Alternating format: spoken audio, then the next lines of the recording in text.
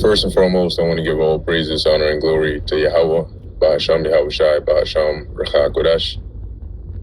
Double honors to the elders and the apostles of Great Millstone, and peace and blessings to the elect. And this lesson is going to be inspired by an article that I came across earlier. And it's interesting that we mentioned this, right, as concerning the state of mind of people. Even when you think about like what's that in Isaiah 60th chapter about gross darkness covering the people. But this is actually an interesting headline, right? It says bad news overload, ? News avoidance on the rise. And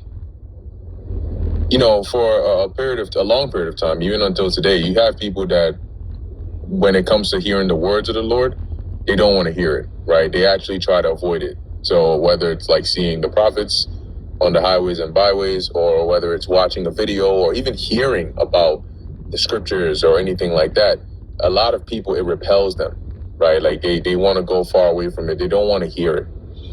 And the scriptures do tell us, right, that this world, the Lord said we would experience this because the world hated him first.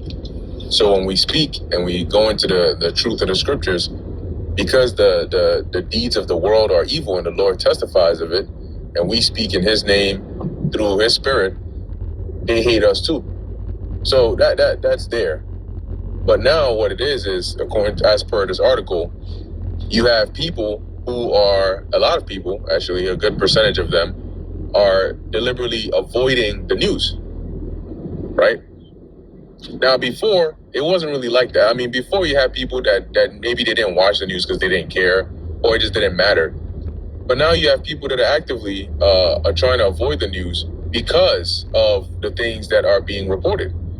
Because the things that we spoke about, the prophecies that we've continued to sound the alarm on, are now happening in real time, to where now even your news media, and then even alternative news sources are starting to cover it.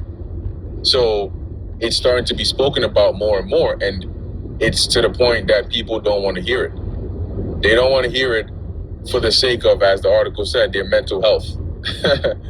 They don't want to know what's going on in the world because it's not pretty. It doesn't sound nice. It doesn't sound sweet. So they'd rather not hear it at all. And that's why a majority of people are not going to survive in the times that are coming, because they would rather remain ignorant because of how they feel. Right? The first part says these days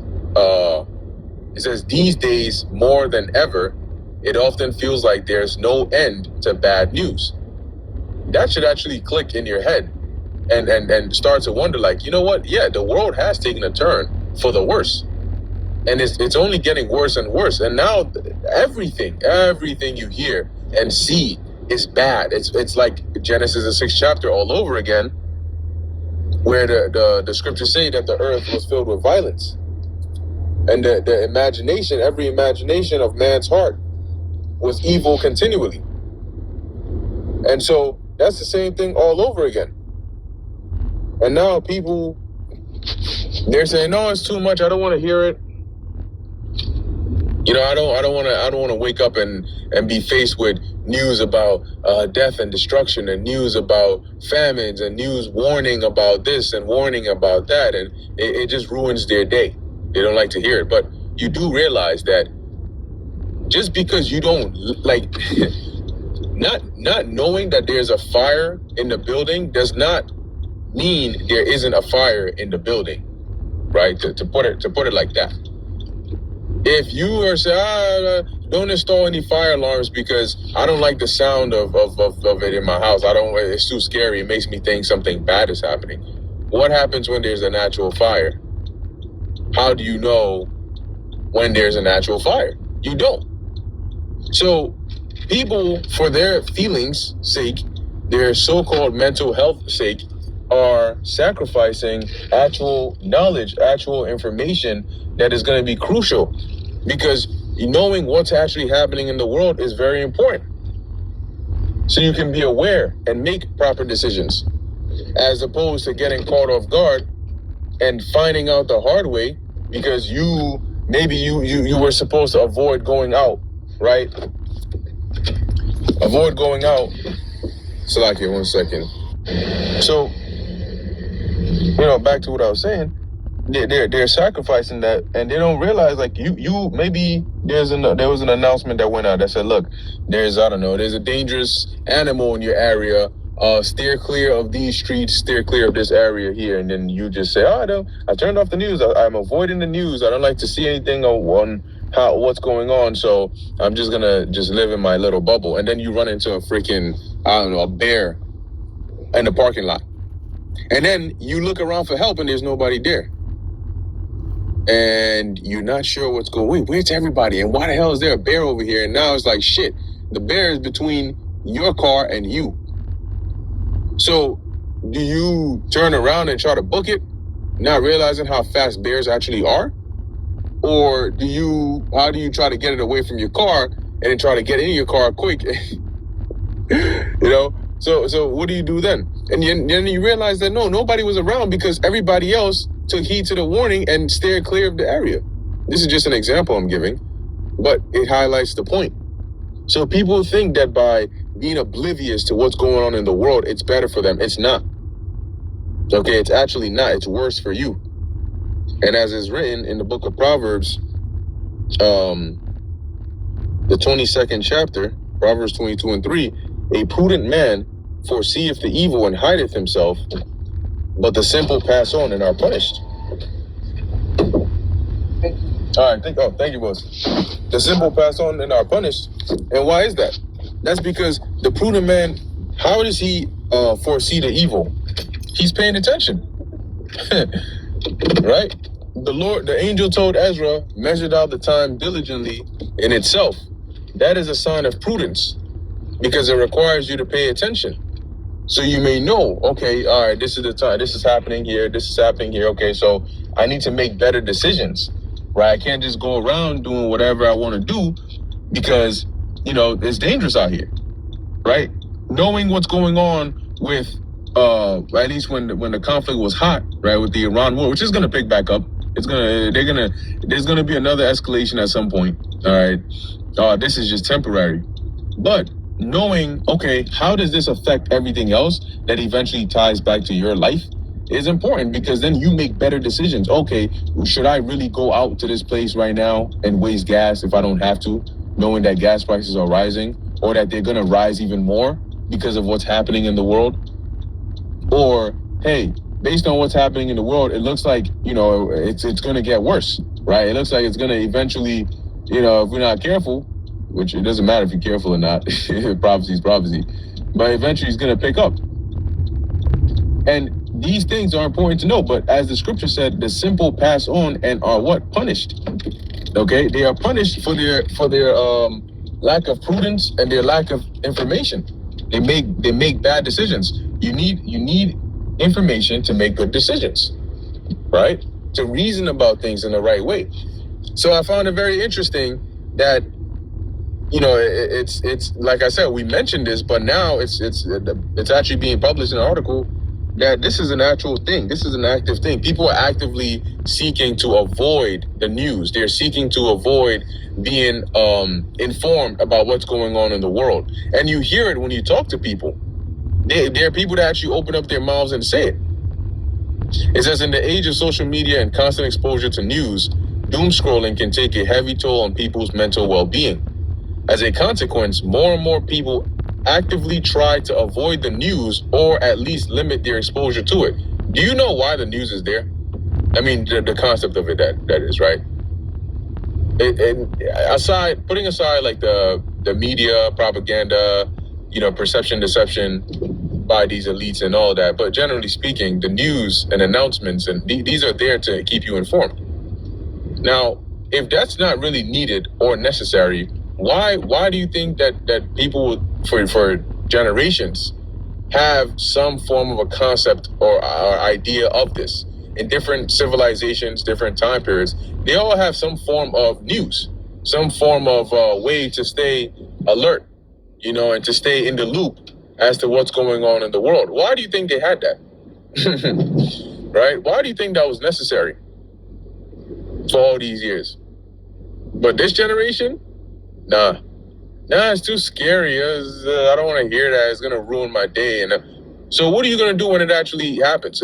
They don't have any survival instincts. A lot of people today don't have survival skills. The fact that a lot of people are even going this route shows you that they lack basic common survival skills. You need to know what's going on. Like, you're going to go into a forest camping and you're not aware of, where you are, what are like poisonous leaves and what to stay away from and what to do, what not to do, certain things that attract wild animals. So or even just not even put yourself in that place to begin with. But you end up there knowing, okay, I'm going to be in this situation. This is likely what I might see or might face. What do I do in such a case? People don't do that. So they have something here called selective news avoidance, right? As the Reuters Institute calls it, became significantly more widespread across all markets in recent years. Why? Because what also happened in recent years was an uptick in bad news. And all it's doing is it's confirming the things that we've been prophesying about. But ignorance is not going to be bliss for long, because when all hell breaks loose, there will be no place to hide it. Like, okay, you can avoid the news by unsubscribing from certain pages, not turning the TV channel to the news station, just not listening when you hear it around. Okay, that's one thing. But how do you avoid it when it's actually hitting you in real life? How do you avoid that? You avoided the news, so you didn't hear about the bear in the parking lot. But how do you avoid when you're actually in the parking lot and you see the bear? How do you avoid that? And that's why, as I read in Proverbs, the simple pass on and are punished. At a place where you would have been informed to stay away from, not to go in that direction. You passed on in that direction. You continued, and now you have to face the consequences because you were selectively avoiding.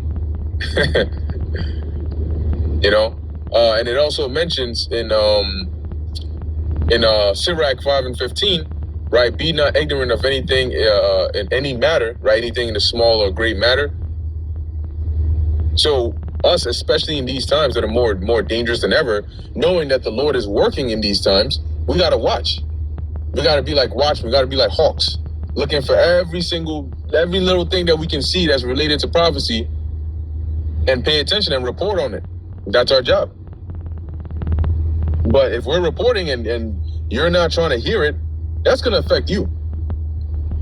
Okay? If there's a warning, like, our job is to give the warning. We give the warning, that's it. Like, then we can't make you take heed to it. That's on you. If you hear the warning and you decide, well, you still want to do what you want to do, you don't want to take heed, that's on you. We gave the warning. Talking about news avoidance. Boy, these people are cooked. And that's where you end up with situations where some shit happens and now everybody's, oh, what's going on? Oh my gosh, like, what do we do? What you should have done?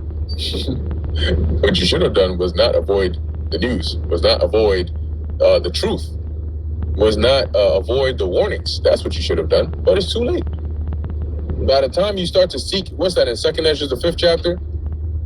That wisdom shall, I think is roughly paraphrasing, wisdom and knowledge shall hide itself into secret chambers and shall be sought of many and yet not found. That's in the chapter, right? People are going to hope and nothing obtained. They're going to ask, one land is going to ask another and say, is righteousness that maketh a man righteous gone through thee? So then they're going to seek it. But you're not going to find it. Because the Lord isn't giving you this. It's not on your time. Oh, at my convenience, then I'm gonna check it out, or I'm gonna do this. Nah. The Lord is giving this to you, and you got to drop everything and receive it. And if not, then hey, okay, cool, don't do it. But just know that when that time comes, when all the things that you've been trying to avoid by thinking you can just plug your ears with just earplugs and then like just disappears. That part amazes me. People think that by closing their eyes really, really hard and then closing their ears, the monster in front of them disappears. Well, how does that work? How does that work? You're about to get into an accident, so you thought the best course of action is close your eyes, close your ears, say la la la la la, and hope for the best. Rather than looking in front of you, grabbing the steering wheel and moving it because you still had time, you just thought that was the best course of action. Man, this generation is beyond cooked. Like the Lord really set it up by stripping away all forms of defenses for people today. He used Esau to get into the minds of people, to manipulate them, to prime them into being in the worst shape possible. It's like you getting ready for a fight. Like if you look at boxers or even just fighters, the conditioning that they do to get ready for a fight. Here is like what the Lord did with Esau for a majority of people in the world is the opposite, right? Instead of getting ready for the fight, Esau primed you to be anything but ready for the fight. He's getting you unready for the fight. Because the times that we're coming into, the condition that this devil has put the world in, yeah, it's unless you have the spirit and power of Yahweh Ba'ashem Yahushua, even for us, unless you have the spirit and power of the Lord with you, you're not going to be able to survive these times. All the things you thought, survival instincts and this and that, you can throw that out the window, because that's not what's going to matter. It's going to be whether you got the spirit of the Lord or not. And a lot of people don't have the spirit of the Lord. So anyway, with that, I'm going to end it here. Lord willing, that was edifying and informative to the elect. In closing, I want to give all praises, honor, and glory to Yahweh, Bahasham Yahweh Shai, Bahasham Rachah Kodesh. And until next time, Shalom.